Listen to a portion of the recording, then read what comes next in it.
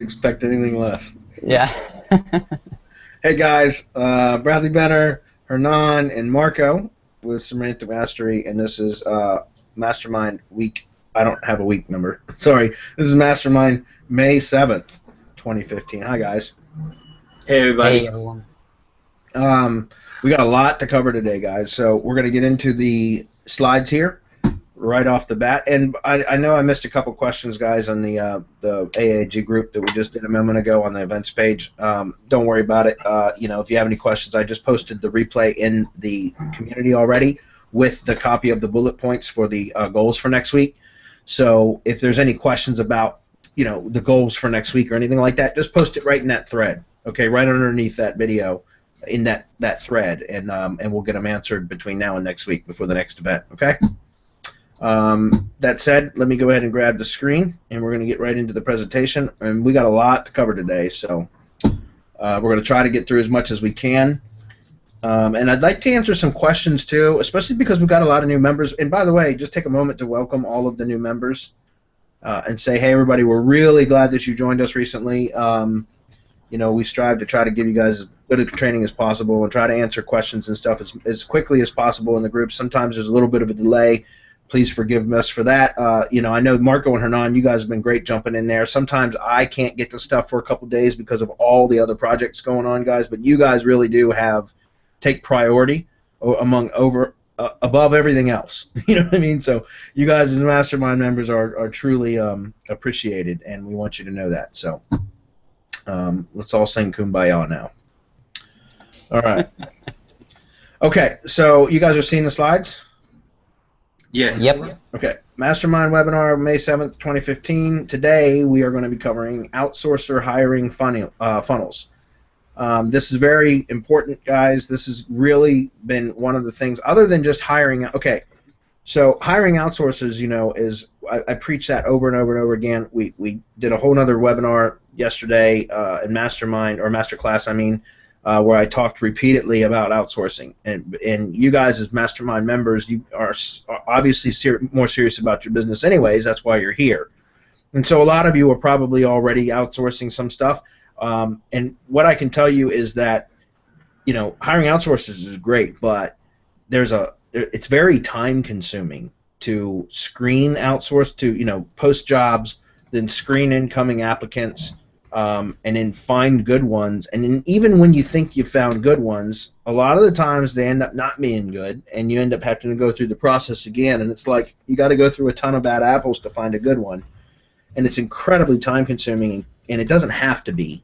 And so the method that I'm going to teach you guys today is going to help you to shortcut that considerably. And I'm going to, obviously give some anecdotal evidence of that, like tell some stories about what I've been able to accomplish with this outsourcer hiring funnel method.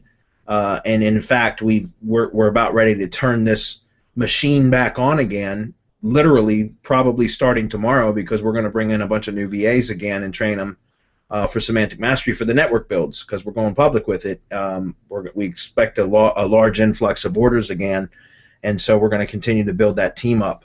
And so I've already got the apparatus in place to where we just turn the switch on, and then boom, in one side, we funnel 80 to 100 VAs in on one side, and when it spits out the other side, we'll have about 10 or 12 qualified applicants that I'll interview, and it'll end up being with like 3 or 4 new hires, and it's going to be almost hands off, almost automated. And that's what we're going to talk about today, guys. So you guys should be excited about this, because it will revolutionize your business as far as being able to hire qualified applicants with very little input of your own. So I hope you're excited about that. Next, we're going to cover semantic web data sources, and I put maybe there because if we, depending on how long-winded I get with the outsourcer hiring funnels training, we might not have access to that today, and if not, then we'll save that for the next one. I know that Uwe, or Huey, as my dumb American self will call him, he requested this, and I told him that I would like to cover this with you guys. So we'll get into at least a little bit, so I can give you guys some resources today. I don't know how deep we'll get into that, because I do want to save some time for some Q&A for some of you new members. And I know Dion had a question in particular about something that I would like to try to cover today for him as well. Okay? So that said, guys, let's go ahead and talk about the concept of the hiring funnels. I mean, we just briefly touched on it, but I'd like to talk about it a little bit more as far as, when it comes to hiring outsourcers from my own perspective. When I first decided to start hiring outsourcers, I would go to Odesk, and now it's called Upwork, I guess. Upwork, I think. We looked at it yesterday. Upwork, yeah. Yeah, and I would go there, and I had some decent success. There was a lot of trial and error that I had to go through to find out the best way to post or approach potential employees or contractors, for that matter, because I found that if you post a job and you make it public, then you're going to get a ton of spam applicants it's a complete waste of your time. It will suck you dry, trust me, and you won't be able to even, like, the whole point in hiring an outsourcer, right, is to take a workload off of you. But hiring outsourcers is a workload. Like, it's an additional workload. It can be a pain in the butt. And so I through a lot of trial and error, unnecessary trial and error, but I didn't know any better. I didn't know that there was places that you could learn about hiring outsourcers, and if there were, I just didn't know where they were. And so I learned through a lot of trial and error on how to hire through Odesk, which is now Upwork. And we talked a lot about that in the last mastermind, so I'm not going to talk about Odesk specifically. We're going to actually, the resource that I use for hiring full-time assistants is onlinejobs.ph. If you want to drop a link to that, Marco, onto the events page, just drop a hyperlink to onlinejobs.ph. That's where I'm going. That's where I find my full-time VAs. I still use Odesk or Upwork a lot for contractors and for specific projects and things. But anytime I'm going to bring on a salaried VA, I go to onlinejobs.ph. And there's other sites, guys. It doesn't have to just be that one. That's just the one that I use. I like it. I've had really good success finding contractors or salaried contractors there. So. Hey, Bradley. Go ahead. Uwe says that Huey is okay. Huey is okay. I know he told me to call him that, but I just wanted to make sure that I wasn't being too ignorant. So, all right, good enough. I'll call him Huey. All right. So the concept obviously is how did we learn to go from the tedious task and time-consuming task of trying to screen prospects or candidates for a position to making it efficient. And that's really what we should all be striving for in our business, is trying to make processes as efficient as possible. And where it cannot be made efficient, hire it out. You know what I mean? And try to make that operation efficient. So I actually came across, and I have to give full disclosure here, and I want to be totally transparent with you guys. What I'm going to teach you is not something that I invented, and I will not pretend to take credit for this, because it is a system that I learned from Gonzalo, I think his name is, something or another, and he's the creator of a software that is it's a screen capture software that will monitor your virtual assistants, your whoever you hire, kind of like what Odesk does with their screen capture technology, so that you can see what your virtual assistants are doing, so that you know that they're being productive or not. It's a software program called JoyProof. And I think if you go to joyproof.com, it might be closed. It was by invitation only or whatever. And essentially, he was selling his software, but he had a outsourcer hiring funnel training that came with the purchase of the software. And that's where I learned how to do this. And I'll tell you right now, I don't use the software anymore. I did when I first started using this method. I did. But I don't use the software anymore. I found I don't need to, and it really is it just wastes space in a Dropbox folder and everything else. Personally, the way that I have my team set up, we use Trello. Trello will tell me if they're being productive or not. So I just use that. But again, full disclosure is I learned this method from the creator of that JoyProof software. So this is not something that I'm going to pretend to take credit for, guys. I just want you to know that. Now, I've modified it for my own business, and what I'm going to share with you today is my version of it.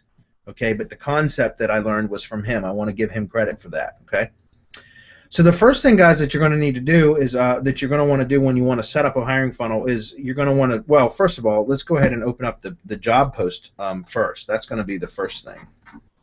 So I'm going to give you guys this master document here that you can look at, and you guys feel free to use it. Just modify it for your own. Here, if you want to post that, Marco, on the events page, please. I'm going to open that up as well. Go ahead and take the full screen, guys, so you can see what I'm doing. And I think I set that for everybody to be able to view this. But this is basically a hiring funnel sequence. It's just a Google Doc, and it's got all of the info on here, guys. I don't know if you're not seeing my screen yet, are you? You're probably looking at me. Let me grab the screen. Yeah, not yet. Okay, now you should be seeing the screen. Yep, there we go. All right, so excuse me. This is all of the info that I use for my entire sequence is right here, and I'm going to be sharing some. I'm not going to share the links to like my forms responses sheet because that's got private information or sensitive information on there. But I'll show you in one of these windows what it looks like. But this information on this sheet, guys, this is you want to start number one with the job posting. Okay, and so I'm actually going to go into onlinejobs.ph real quick just to show you inside the dashboard. I think I had paid for 3 months. It's a paid subscription to be able to post jobs. So I'll pay for a month. I'll turn the funnel on. I'll drive a bunch of applicants into the funnel. Out the other side, like I said, we'll spit out 10 or 15 qualified applicants or candidates.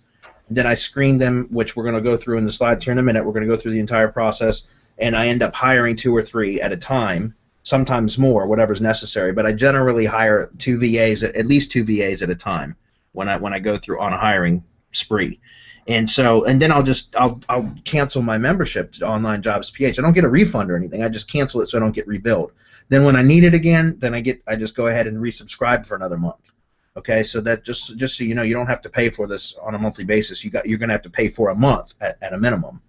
But if we go take a look at jobs posted, you can see the last job that I posted was I think it was in February, guys, when we started the network building service for you guys for students.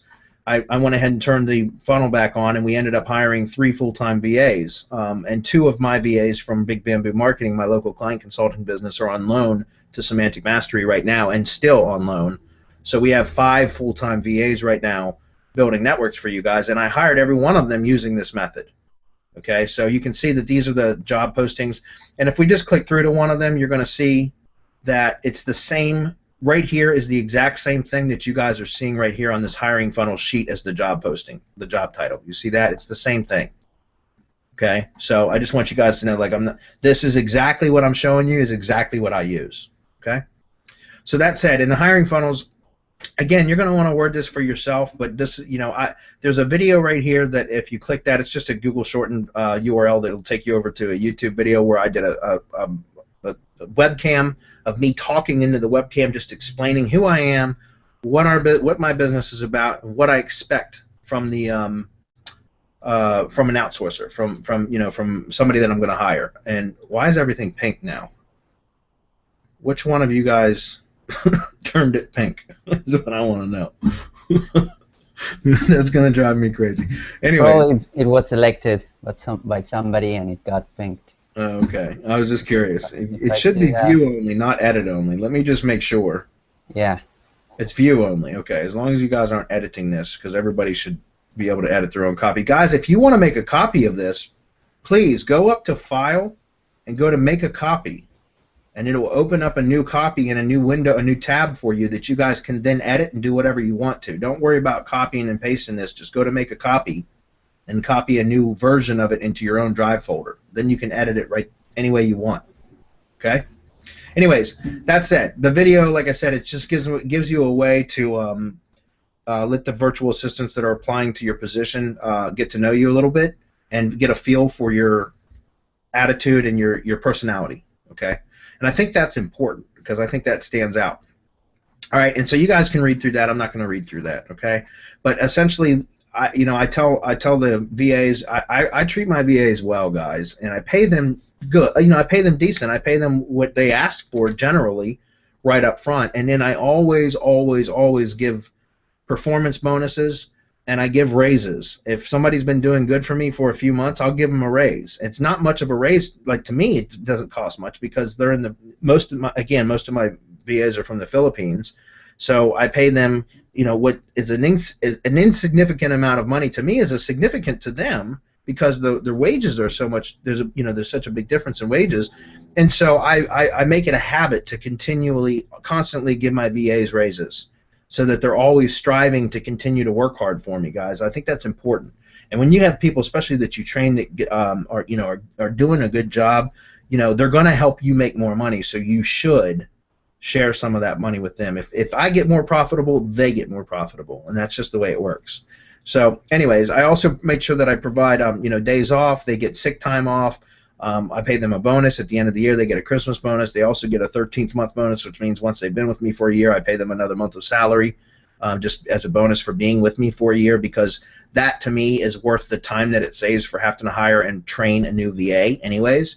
Like, I don't like attrition rate. Like, I don't like turnover in my VAs. I've got some VAs that have been working for me for well over 2.5 years. Well over 2 years, probably closer to 2.5 years since I started really outsourcing. Like, I've got a couple VAs that have been with me for over 2 years, and then within the last year, a little over a year now, I've hired several VAs that are still with me today. Okay, because that's when I really got serious about building a team and scaling my business. Okay. So with that said, the first thing that you're going to want to do once you've posted the job, or you're going to want to set this up before you post a job, okay, because otherwise you'll start getting emails and you won't have the automatic responses set up. So what I'm going to do is I'm going to talk about how, let me go back to the slides just for a moment. Okay, so we're going to go over to Gmail, and I've got another Gmail account opened in Firefox, guys, and I'm going to go in there and we're going to actually walk through setting up the canned responses and everything. This is important. This is going to be the first step in the automation for you, okay? Because what's going to happen is if we go back over to the sheet here, you'll see that when it says how to apply right here, it says send an email with the subject line advanced virtual assistant. And guys, that right there, that one line in this job posting is your first line of defense against people that can't follow instructions. Okay? Do you guys understand that? Because the thing is I can show you, in fact, I don't know who just tried to call me, but I just answered and hung up on him. Instead of just hanging up on him and sending it to voicemail. I didn't need to. That's pretty cool. That's because, I get people call me on Google Voice all the time. It drives me nuts. Anyways, let me show you what I mean. Well, you know what? I'm not going to log into that. That's not important.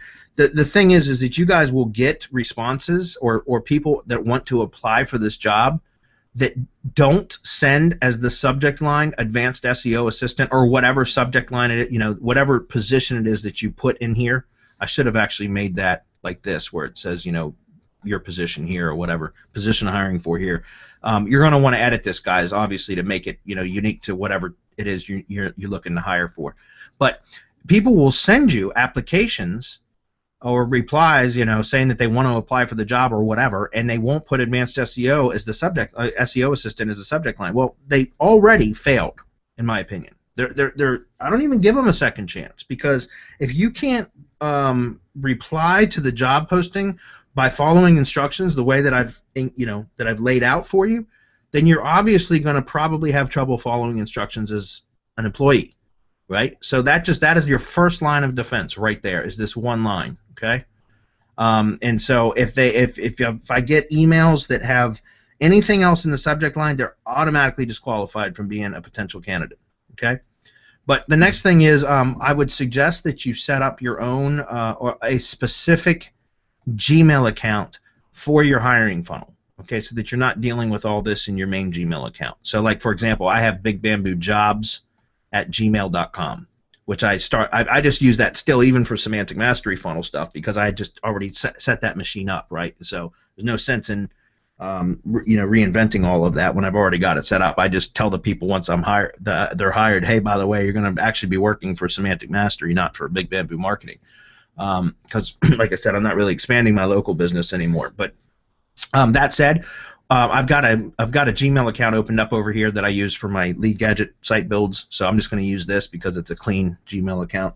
I don't really use it for anything other than for notifications from the ATM, the lead gadget stuff. So we're going to walk through this. So the first thing that we do is we're going to excuse me, enable canned responses. So you got to go to Gmail Labs, and let me show you where that is in case you guys don't know. You go to Settings.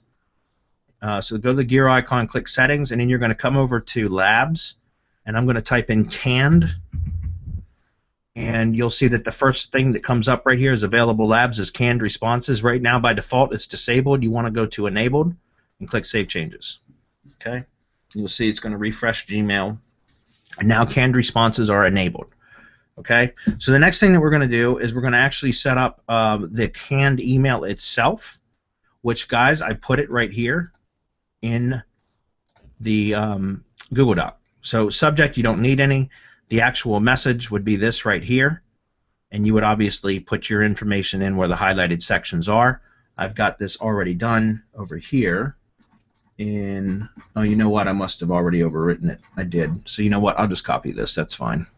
I'm going to bring this over here, and you're going to go to Compose, just like you're going to write a new email, and I'll make this a little bit bigger.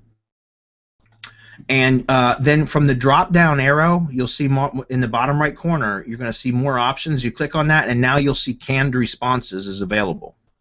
Okay, you see that? And I'm going to click on New Canned Response, and I'm going to give it a name. And so I'm going to say, I don't know, successful. You know what? I'm going to call this one.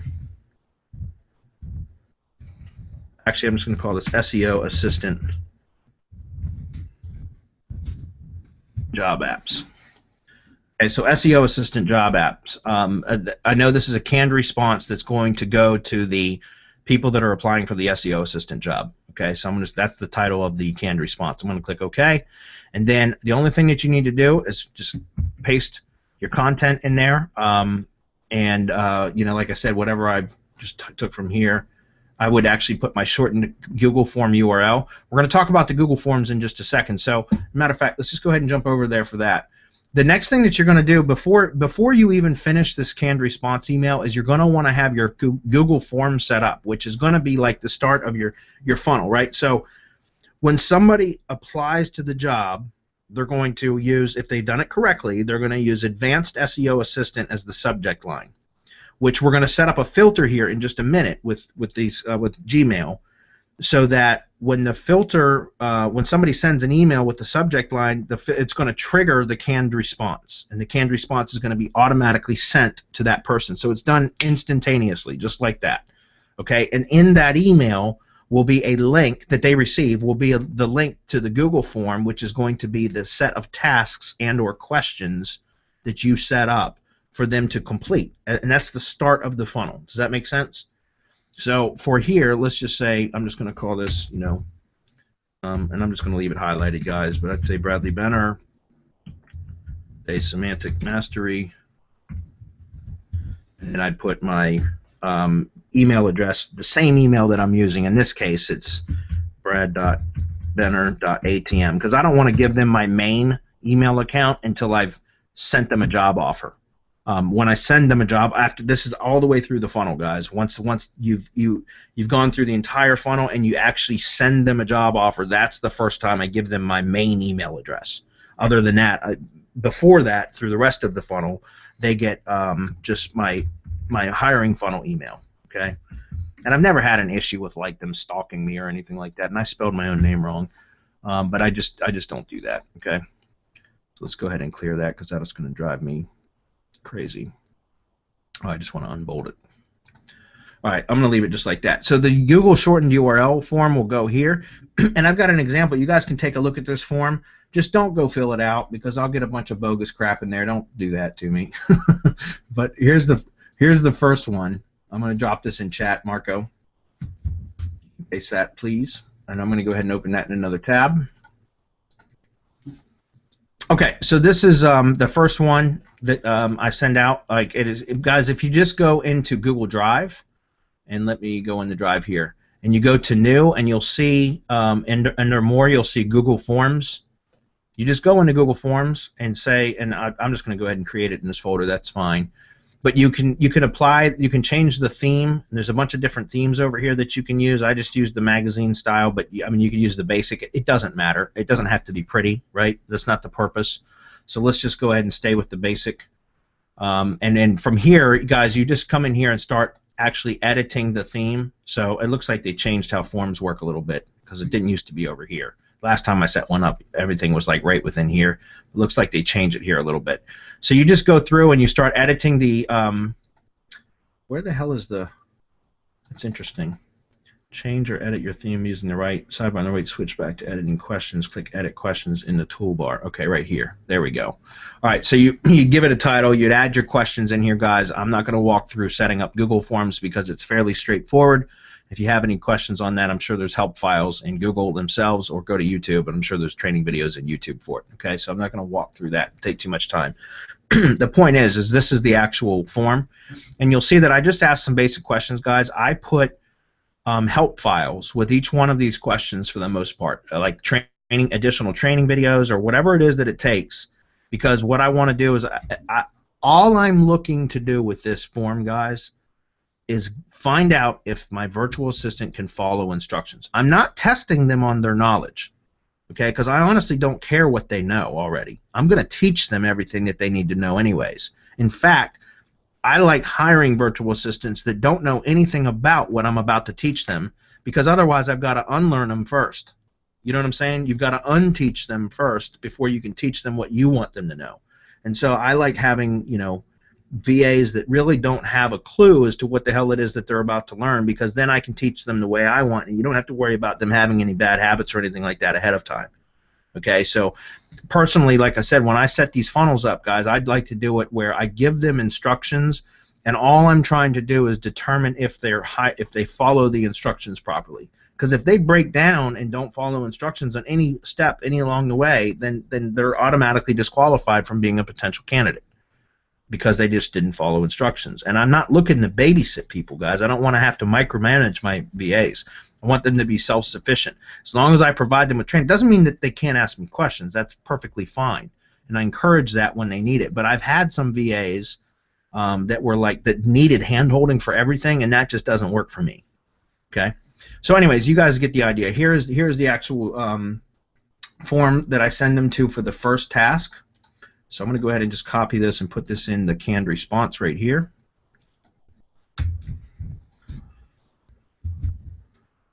And we'll unbold that. And that'll turn to a hyperlink when it goes out. So that's all we need to do. Okay, so from down here at the bottom right-hand corner, if you go to canned responses, you see how it says save?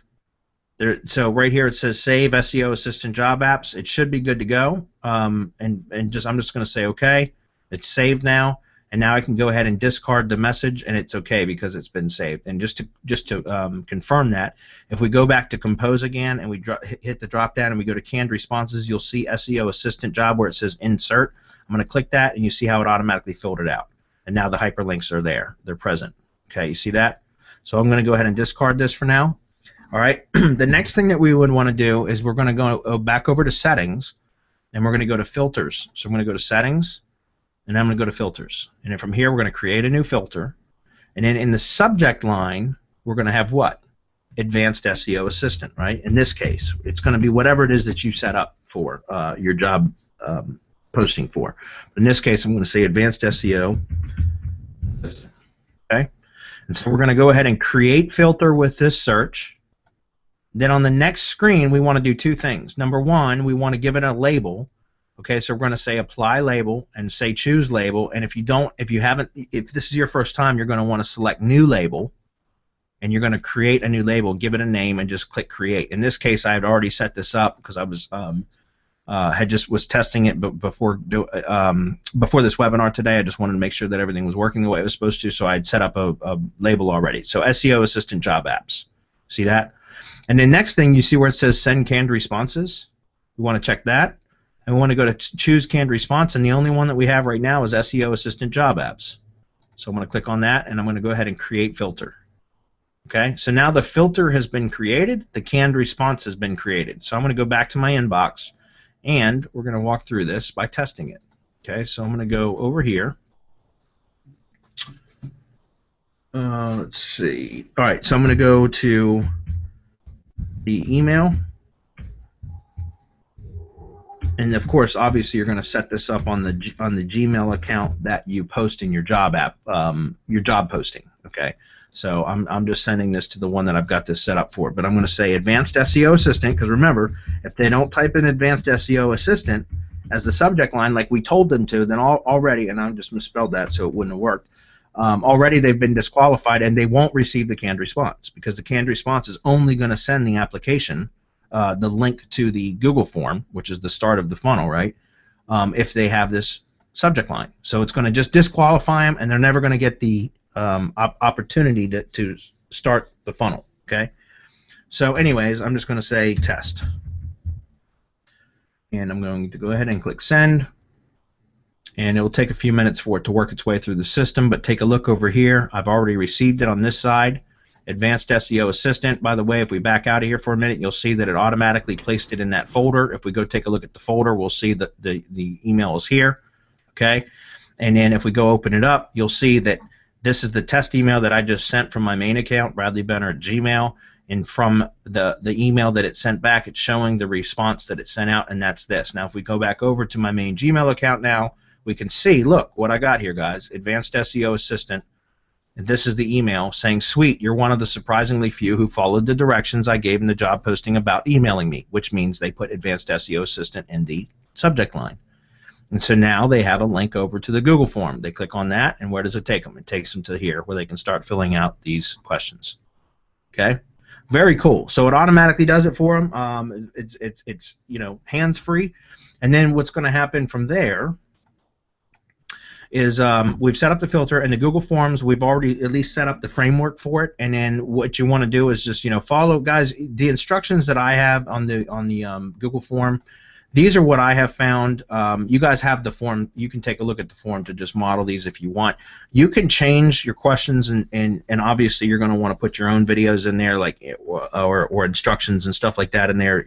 Any supporting materials, training, anything like that, you're going to want to make it your own. Don't just use mine, obviously. But you know, you're going to want to also. I think that one of the most important things to look for is an internet speed from VAs, because remember, like, especially if they're coming from the Philippines, the internet speed can be an issue at times. And since we're doing online stuff, I don't want that to slow them down and be a, you know, something that hinders production. So one of the main things I look for when considering the first phase of applicants is their internet speed. Okay, and I think I noted that in here. The Google form, just basic tasks is all you're going to ask them to do. The tasks with instructions provided, because guys, you want to give them instructions. Like I said, if you want to test their knowledge about a particular thing, then by all means give them tests. Personally, for my own business, I have found that I don't care what their knowledge is, because I'm going to teach them what I want them to know. And so I give them tasks and instructions for those tasks to see if they can follow instructions. But again, your needs may be different than mine. So if you know, if you're looking for somebody that already has some skill that you're not going, you don't want to train them for a particular, you know, task, because you just want somebody that already has some training or some knowledge in a particular field, then you'd probably just want to set up some tests for them. I personally would rather train them so that they're doing it to my specifications. Okay, set up notifications for form submissions. You guys can do this if you'd like. In other words, when you set up the form, let me show you. I'm going to let me jump back into this for a minute. If we come over here to the SEO Assistant job application, and you'll see responses here. If we open this up, you'll see, so here's some responses, and I'll walk through this in just a moment. But you can also set up notifications, and I can't remember where that is. Notification rules. So under Tools, you go to Notification Rules, and then you can have it email you daily or email you right away. I like to do daily, because it'll email you one time with all of the, you know, just to remind you that some changes have been made, or a change had been made, which means somebody had submitted the form. Okay, so I just do it daily when I'm hiring, so that I get one email, and then I'll just go check on them then. Okay, So you can set up notifications, which will just remind you that somebody had done it. All right, and then this is what it comes out to be. So these fields up here, I don't know if you all have used Google Forms, but these are the fields that you saw in the forms, right? So what is your name? Do you have a LinkedIn or Google Plus profile? This is just so I can see if they're somewhat active online with their social media stuff. So that's right here. Next one is what is your email? So this is just going through those questions, right? Each one of these is another one. So the first thing I do is I ask them, obviously, to go take a typing test and then put their typing test in there. I really and also to download Jing and install Jing, and that was just so I could see that they could do something simple like install a piece of software and use it to take a screen capture of their typing speed test and their internet speed test. And to me, like I said, it's not really about, I don't really care. Depending on what you're hiring somebody for, like typing speed doesn't really matter to me for an SEO assistant. It does for a content curator, because I've hired several content curators using the same funnel, not the same funnel method. I've got a different funnel set up for hiring content curators, because obviously they need to be better at writing, they need, than SEO assistants do, and typing speed is a factor for that. But for SEO assistants, I'm looking more at internet speed than I am typing speed. Okay, but that said, you can see right here, type your adjusted words per minute speed here, and that's given the words per minute speed. Again, this is not something I really concern myself with for SEO assistants necessarily. Okay, here is the speed test of your internet connection. This is very important to me. Like I said, I prioritize, and I think that was on the next slide, so let me show you that. Review initial form responses. That's what we're looking at now. Internet speed is a big factor here, right? That's what I'm talking about. Typing speed may or may not be, depending on the job needs. So again, for curators or writers, that's obviously going to be something that should be taken into consideration, should be weighted heavily. But for SEO assistants, it's not. Internet speed is more important to me than that. Okay. But here you can see, if I just go click the screencast, this is an old one, so I'm be surprised if it's still up. Okay, I go look at the download speed and their upload speed, and I try to find and prioritize potential candidates based on their internet speed. And so if I go through these and I see that they have like a particularly poor connection, then they're automatically disqualified from going further down the funnel. Okay, and I know that might not be fair, and it could just be that they're having a bad day, like with their internet service provider. But honestly, I don't have time for all that. You know what I mean, guys? We're trying to make this efficient. So I go through the screencast images, and I click on the image, and I take a look at their speed. Download speed 4 megabits per second. That's actually pretty good for the Philippines. Okay, so that one would be a candidate that I would consider. That's better than mine. I'm sorry? That's better than mine. Yeah, and I hired several of these girls, like Joanne. Joanne works for me right now. She's building networks for you guys. This is Joanne Galler right here, and she works for us. And if we click on that, you'll see she only had a 2 megabits per second, but she had some experience already, and she was a good candidate. We communicated well. We'll talk about that in a few moments. But she works for us, and 2 megabits per second isn't bad. It's not bad considering where they are. So, like I said, I prioritize. Hey, Bradley? Yeah, go ahead. If I can just stop you for a second. Sure. The best thing to look at is the up speed. The down speed doesn't really matter, because it's what they get to their computers, what they can shoot out, that matters even more. So it's the second number that we should be concentrating on. Well, I look at both, because also, download speeds, if there takes, especially with videos, like with all the training videos that I provide, if they have a slow download speed, then a normal video that might be a 10-minute training video could take them 30 minutes to watch, because they have to let it buffer and load. You know what I mean? So I actually look at both, because I've actually had that happen before, where I've hired somebody and then they've said, it's taking too long for the videos to load, blah, blah, blah, and I've had to let them go because their internet speed sucks.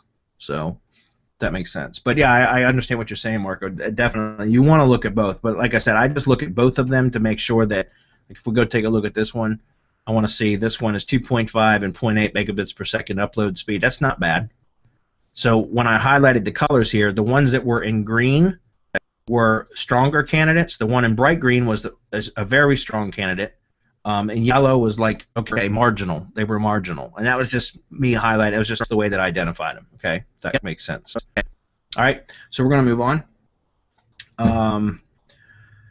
Once you've determined out of the candidates that have applied or sent that initial job application, and guys, turn this off. You go back over to onlinejobs.ph, and once you've received, a number of candidates, you can turn it off. So if we actually go back to the results here, you'll see.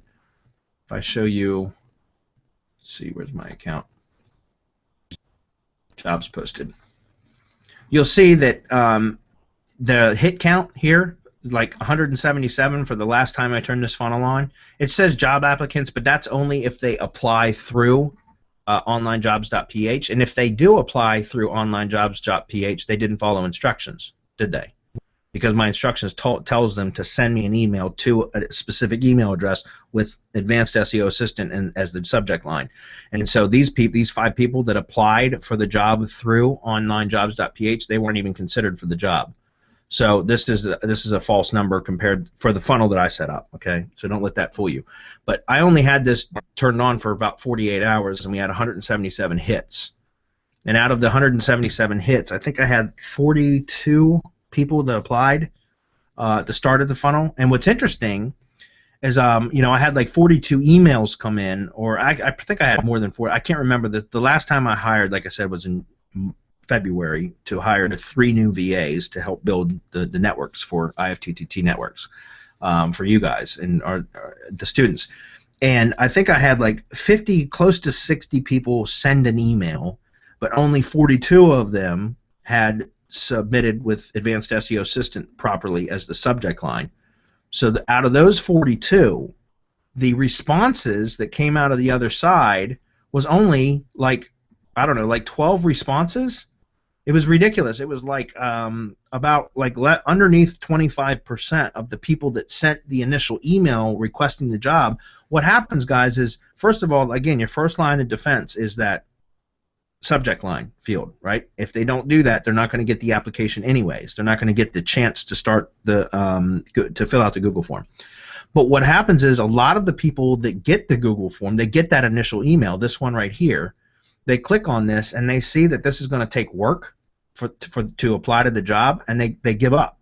They don't want to work for the job. They don't want to, they look at this and they say, oh shoot, I'm not doing this, and they move on to the next job application. Well, thank God, because that means they're lazy already. You know what I mean? Like, you don't want them if they're not willing to take 10 minutes out of their day to do, or 15 minutes to secure a job, especially when you got a job posting that looks like this, where we talk about all the stuff that I'm going to give them and the training and the days off and sick pay and all that stuff. And if they're not willing to take 10 or 15 minutes to fill out this form, then I don't want them anyways. So that eliminates a lot of people. So you guys getting how this funnel is just like a sales funnel when it comes to prospecting. By the time somebody gets all the way through the funnel, they're extremely interested in your service. They're so much more likely to purchase. Well, it's the same way with hiring. If they go all the way through this funnel, they're eager for that job, okay, and they know how to follow instructions. They've proven that. So, anyways, that said, I think I had like 42 people that had submitted the emails properly, and out of that, I had like 12 or 14 people actually submit the first Google form and come through to this point, okay, and from there. Then we go into the next step, and that's where we're going to get to next. Okay, so sending the initial job application status email, guys.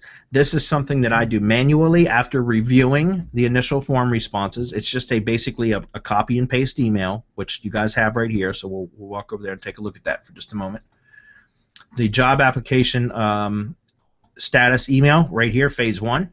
So this is after I've reviewed their Google form responses. I say, hey there, just finished reviewing your job application that you submitted. I thought it was well done. Means they've met the requirements that I was looking for, like internet speed, that sort of thing. I'm making a list of the applicants that will proceed to the next step for interview process, and you are on that list. I would like you to answer 5 more questions to help me decide. And guys, I meant to put insert number of questions here because it's going to vary depending on your own specific funnel. I just didn't do that. So just make sure that you edit these properly for your own needs, okay? And then I say, here is a Google form to place your answers, okay? And that's going to send them to the second Google form. Now, guys, again, this is a copy and paste. So what I'll do is I literally come over here, and I'll have this in a notepad file so it'll strip any formatting, stuff like that. You guys know that, but let's just go ahead and do this. Just copy this. and I'll put it in a notepad file.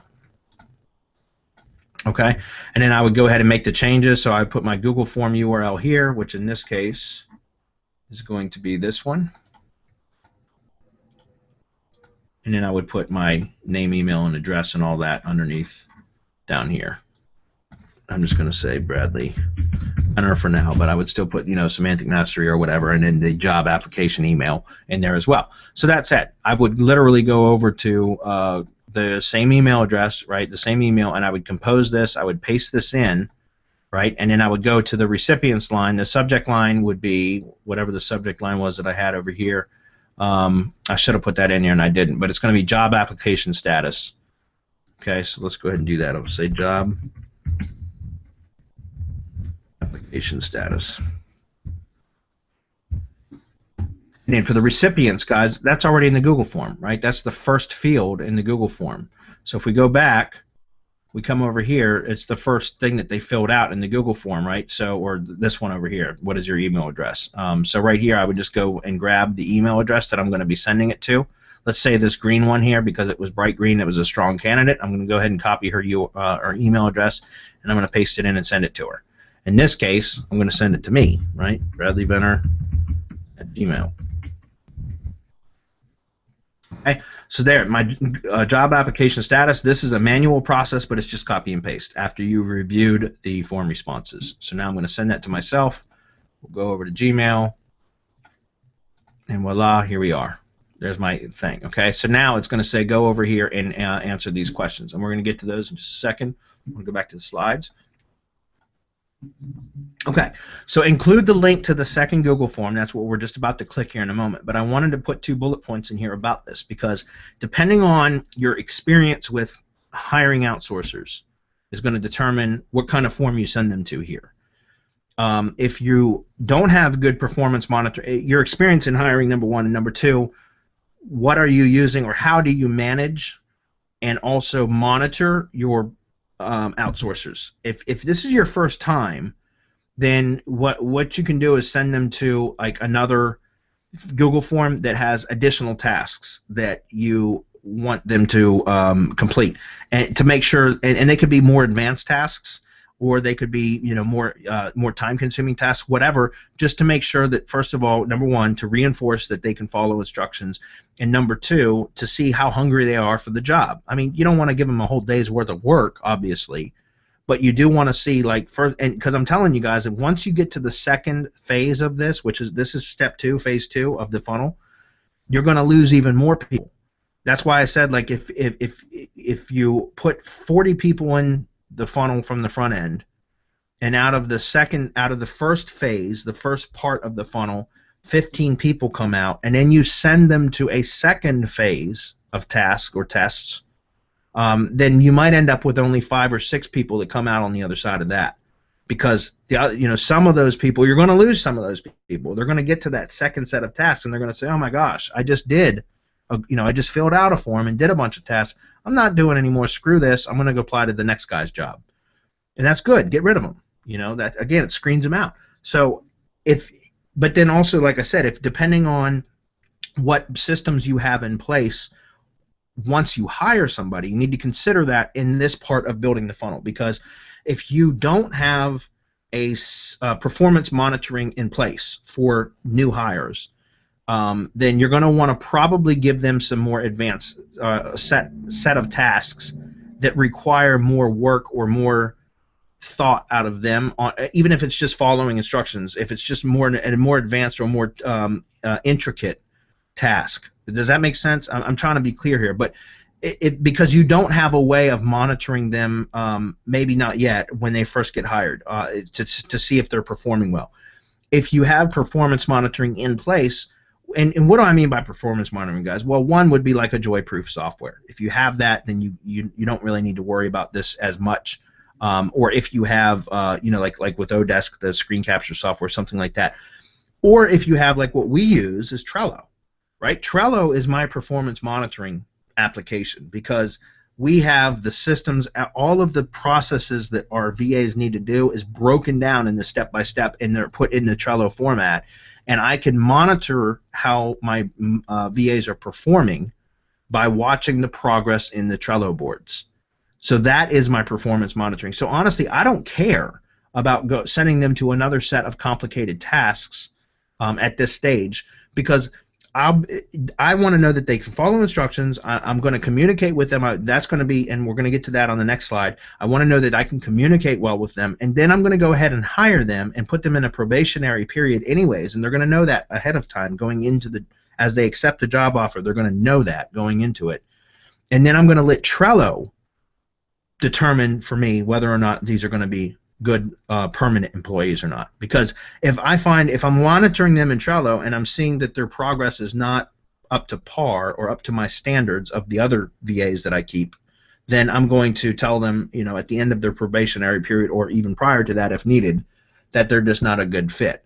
But so that's why I hope that's clear. I don't want to confuse that, guys. Just on the second stage, just keep in mind, if you don't have a lot of experience or you do not have performance monitoring in place, you're probably going to want to give them some more complicated tasks with instructions to really flesh them out, to test them as potential employees.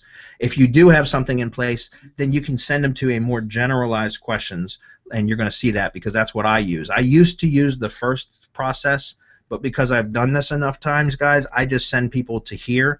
To the form that I'm about to show you, and then from there we go into the communication part of it, and that's where I really get a feel for the potential, the candidate, and that has a huge impact on whether or not I hire them or give them a job offer. So, anyways, with that said, let's go take a look at that. All right, so here's the SEO assistant job application stage 2, and this is where I say to them, post your email address again, because I need that to identify who they are on the Google response form, the spreadsheet, the responses spreadsheet. And then I say, are you available to work 40 hours per week? That's obviously a requirement.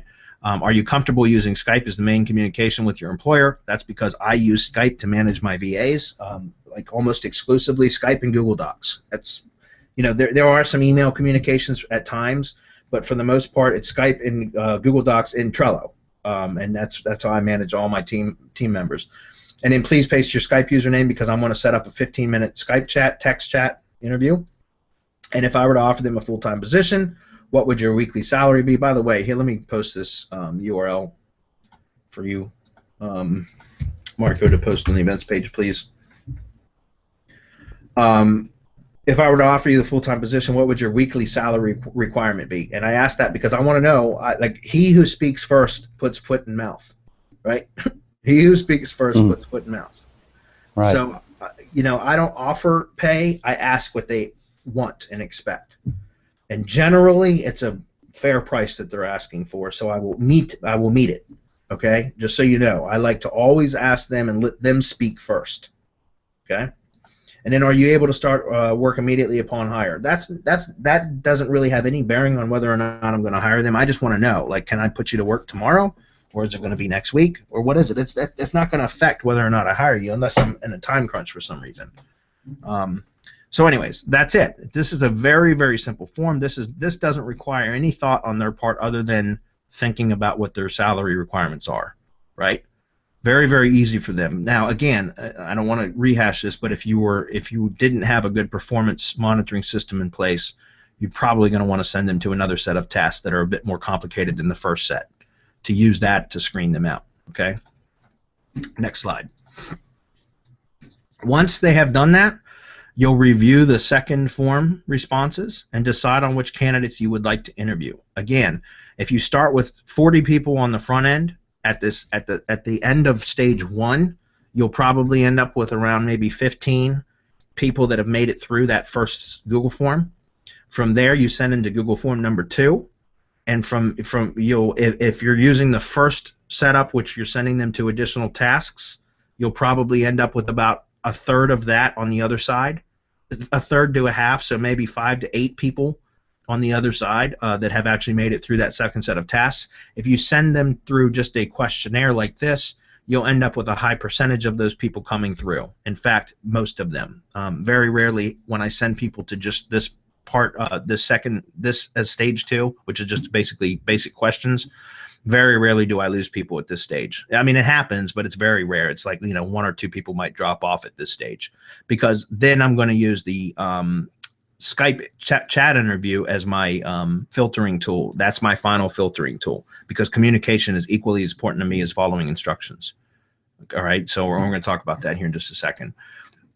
So once you've decided on which candidates you would like to interview, then send a Skype interview request email. And guys, that was also over here. Here's the Skype interview request email. Subject, the message: you did a great job answering however many questions were just in the last form. In this case, I think it was 5. Let's see, 1, 2, 3, 4, 5, 6. 6 questions. Okay. You are one of my final number of candidates, guys. Even if you're only going to end up interviewing one candidate, put 3 in here or 5 in here, something like that, because it puts a little bit of pressure on the candidate to think that they're have to compete with other candidates. Typically, I will end up interviewing 5 or so, at least 5 or so. So I'll usually put, whatever the number is, but 5 or 8, whatever it is. Candidates for the job: congratulations, you made it to the last step of your interview process. When would you be available for a text chat interview on Skype? Please provide me with your username as soon as possible. In fact, this could actually be omitted from here just because they would have already done that at this point, right? They've already submitted their Skype username, and you should have that in the forms responses spreadsheet. Okay, so you can omit that or whatever, depending on what you've got set up as your second funnel step. And that's it, okay? So once you've created that and you've put people through the funnel, like I said, at this point you're going to have only the most eager candidates are going to be there, the ones that were able to follow instructions and the ones that were eager enough to go through 2 stages of the funnel. Okay, and so lastly, this part is very, very important. This is, again, equally as important to me as the first 2 steps, which eliminate any people that aren't a good fit right off the bat, which is fantastic. But that's the Skype interview template. And guys, this is just a template that, again, I did not create this template. I just modified it. This is something that came with the Joyproof training with the software, and I just modified it to take out some of the stuff that they had in there and kind of reword some of the stuff and things like that. But you're more than welcome to use it. But what I do when I start a Skype chat with somebody is I just try to build some rapport, and I mentioned that in the slides. Use the script template to establish rapport. I think it's important to kind of chat a little bit up front. And what I'm trying to do, and listen, I put it in the bullet here, guys. I'll let you guys, if you want, I'll give you the link to these Google Slides if it's going to help you guys setting up your own funnels. If you want a copy of these slides, I'll be happy to give it to you. But at this point, you should be using this interview to determine if you will be able to communicate well with this candidate. That's really the whole point of this Skype chat, this Skype text chat, is to see how well you can communicate with them. So if the communication during this interview is difficult, awkward, or feels forced, at any way, at any time, if it feels difficult, awkward, or forced, eliminate this candidate from potential hire, because there's going to be communication issues. Okay, and again, I know that maybe that might not be 100% fair for one interaction with somebody to judge them on that, but to be honest with you, I'm running a business. I don't have time, to screw around. If I feel that there's a miscommunication or that it feels awkward or forced in any way during the interview, then it's just like I respectfully decline the position to them. You know what I mean?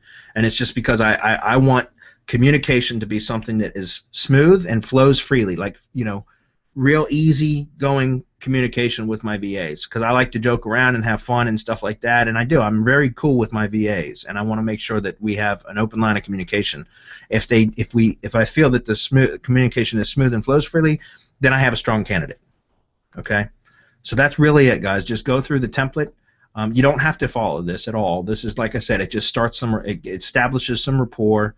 We get communication going, and usually about a text Skype chat interview takes me about 15 minutes per interview. So if I'm interviewing 5 or 6 people, it'll take me an hour and a half, and that's okay with me because it's time well spent to determine who's going to be communicating the best.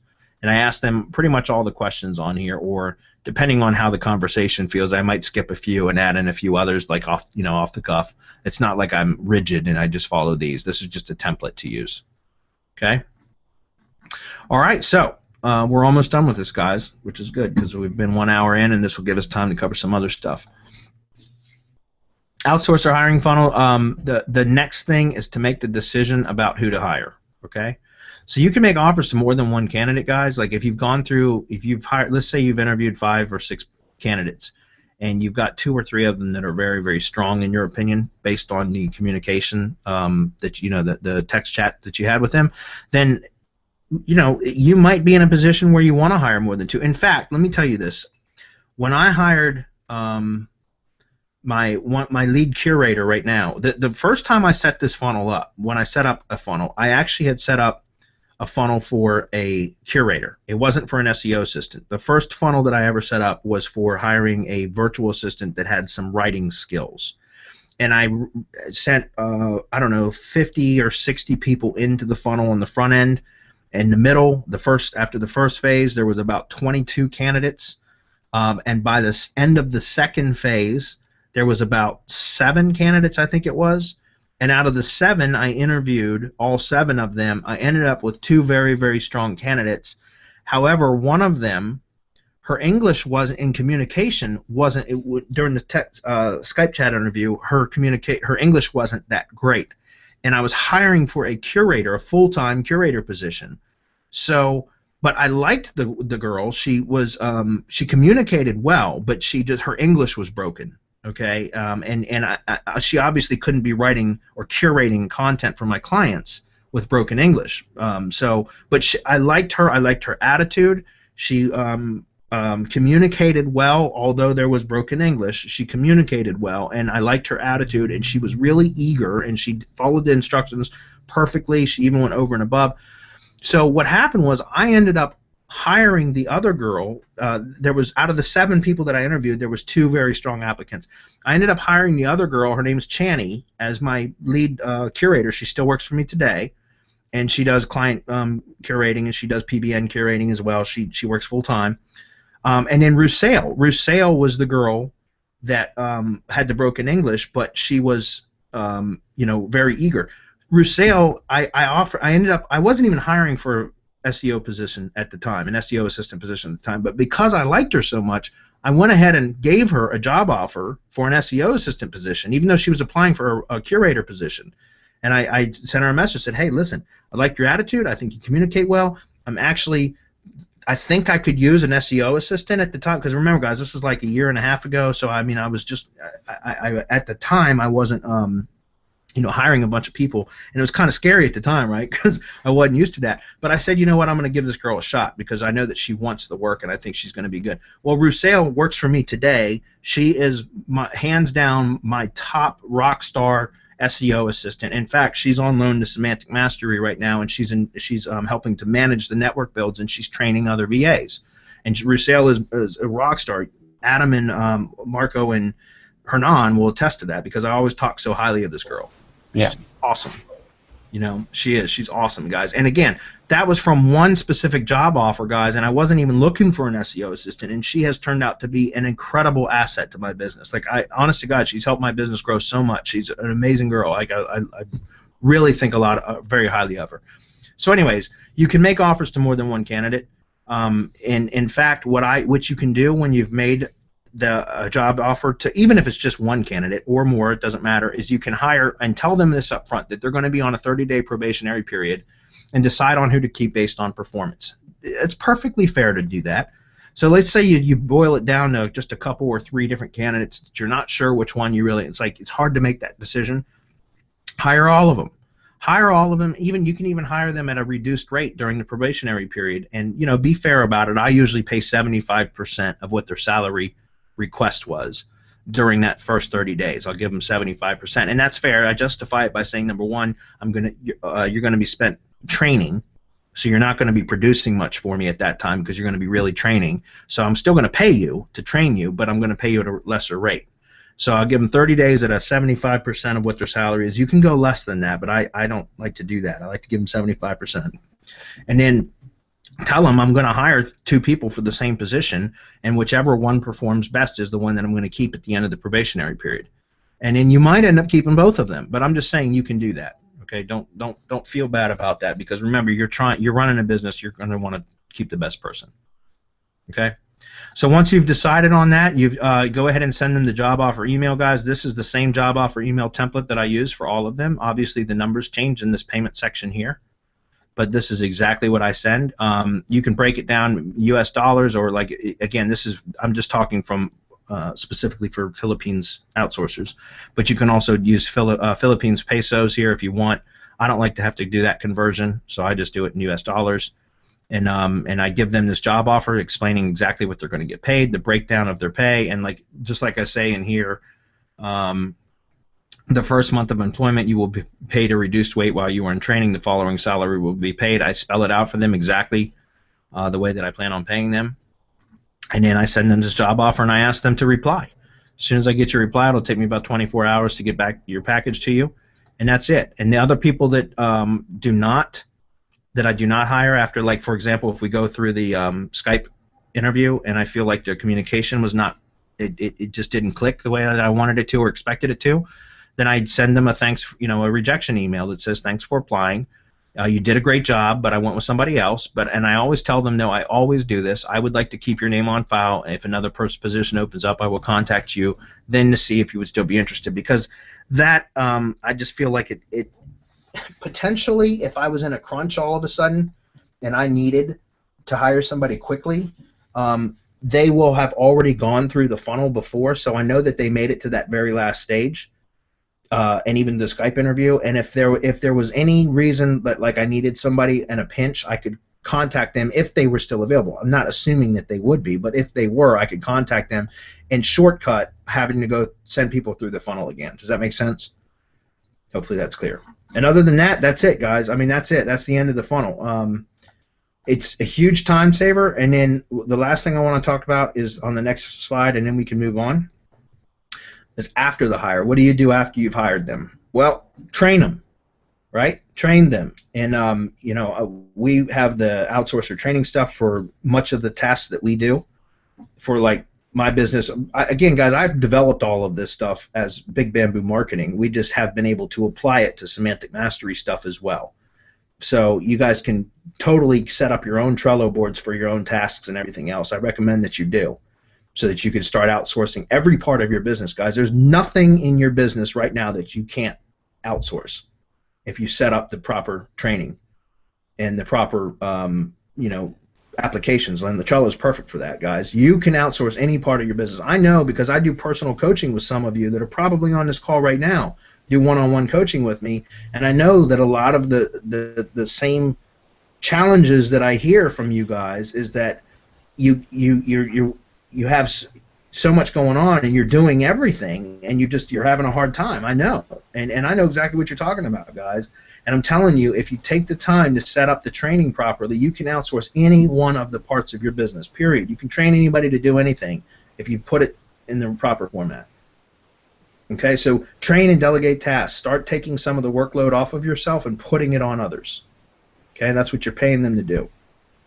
Manage via Skype. That's what I do. You don't have to do that. I just happen to like text chatting. Like, that's why if some of you have requested contact request on Skype and I've denied it, it's not because it's nothing personal. It's just Skype for me is meant specifically to manage my outsourcers. I don't use it to chit chat or to answer support questions or anything else, because it's specifically for me to manage my VAs. So I manage via Skype, and I have strict management hours, which means for the most part with my VAs, I'm very strict about the times that I'm available for them. Again, I've mentioned this like yesterday in Masterclass. I typically run my local client consulting, I manage my local client consulting VAs between 6 a.m. and 9 a.m., 5 days a week. It doesn't mean that I'm working for 3 hours managing them. It's far from that, to be honest with you, but I'm just available. Those are my management hours. In case they need me, I'm there. Okay? With the Semantic Mastery builds, I said we got 5 people, 2 of which are from my local client consulting business. They're on loan to Semantic Mastery. I run them at night sometimes because that's the start of their workday. So like 9 p.m. at night for me is the start of their workday. So I'll usually like get in there and assign tasks and stuff at 9 p.m. And then in the morning, when I get up at 5 in the morning, I'm available. If they need me, I'm there. Okay? But just be very strict about that. Like, they know that if they have something outside of those hours, they can still post it in Skype, but I'm not going to respond until those hours. Okay? Guys, the last part of this, I think, is one of the most important. out of everything that you just learned, which is great, but treat your outsourcers well, guys. Compliment and praise good work. Compliment them often. It goes, I mean, it's amazing what some encouragement will do. You know, it keeps morale up. It keeps them wanting to work for you. I found Philippines outsourcers to be incredibly appreciative and grateful for the work. It's like so refreshing because you try to hire an American to do something for you, and they got attitudes, and they're too busy on Facebook and everything else. And I found that Philippines VAs, guys, they're for the most part a joy to work with. They're very appreciative of the work, very grateful. And if you give them praise and compliment them, they'll work hard for you. I offer helpful suggestions for improvement to them anytime that I see, like, so constructive criticism is another word you could call it. I think that's got a negative connotation to it though. So like if I'm checking on their work and I see something that I feel like they could have improved on, I tell them, hey, you did a great job. Let me show you something that might make it easier on you. It's the way you frame your constructive criticism that also has a big impact. So just be, I'm really respectful with them. I do joke around with them a lot. I do give performance-based bonuses. We'll talk about that in a minute. Ask for feedback from your VAs about assigned tasks. Ask them, and that's part of the email that in the welcome email, you'll see that I tell them right here, daily report. I ask my VAs every day to send me a daily email with these 3 things. Sometimes it's, whoops, let me hit back. Sometimes, what did you do today? And they'll say, continued building IFTTT networks. What problems did you run into today? None. Number 3, what can I do to make your job easier? Nothing. Like, sometimes that's what I'll get. I mean, a lot of the times that's what I'll get. And that's great. That means everything's working very, very well. But sometimes they'll give me suggestions and say, hey, this could make my job easier. I ask them for feedback about assigned tasks because I want them to be in a good work environment where they are taken care of and their needs are being met. Okay? Plus, sometimes they'll give me feedback on stuff that I think is set up in an efficient way, but they find ways to improve, and they tell me, hey, we could have done this, and this would have saved this, and this. By all means, help me out here. You know what I mean? All right. Last thing, give performance bonuses, guys. Like, I do that. Like, honestly, I give my VAs bonuses, and I give them raises and stuff whenever they're doing a good job for me. And notify them that they will be promoted as they take on more responsibility, because, guys, that keeps them working towards a goal at all times. If they know that, if like, for example, guys, you guys know how tedious network building is, right? That's why we provide that service. Like, it's not something I'd want to do. Like, honest to God, like, I've done enough of it on my own over the years anyways, but if I had to build networks all day, it would drive me crazy. God bless these people that do these for us. But if at some point you think you're stuck in a rut and all you're doing, personally, that's not much of a life, in my opinion. It's just network building. So if you tell them that, and I don't mean just lie to them and say you're going to get promoted, blah, blah, blah. I mean, be real, be honest about it. Say, look, if you continue doing this for me, I'm going to put you in a management position. I'm going to have you train other network builders. I'm going to continue to grow the team. Then I'm going to start assigning additional tasks. Like, maybe we'll start doing some site building. Blah, blah, blah. And that gives them something to work towards, to know that they're going to be moving out of the position that they're currently in and going into higher level work. Okay, so for example, Rusale, she started off as just an SEO assistant, a network builder, and now she's managing her and Lenolin. Lenolin is my other manager, and they're working on, we're about to bring on some more network builders, like over the next week and a half, 2 weeks. They're going to be trained. They're going to actually start taking over the support issues with the networks as well, because I've been handling that myself for the last couple months. But they're going to actually take over the support issues. Rusale is helping Lenolin, and when we've got the machine well oiled and well greased, then I'm going to pull Rusale back over onto my team to handle some other stuff some other projects that I've got planned, and then we're going to build another team that Rusale is going to manage for that other project. So my point is that you can have. They all work well together. We have a Skype group set up. I've got my IFTTT Skype group in here that all of my network builders are in, and we talk in here, and we make sure that everything's going on good. You guys can see the Skype room here. See that? And so, like, everybody gets along. They all help each other out. It's just a really, really good system, guys. And so if you hire VAs, just make sure you take care of them, because they will do wonders for your business, and they'll be a joy to work with. Okay? All right, that was a lot. Did you guys find that useful? I hope you did. Yeah, that was good stuff, man. Okay. Wow, that's a scary photo. Yeah, definitely. Who the hell put that up? That's funny. All right. Any questions? You guys have been monitoring this? Lewis did. All right.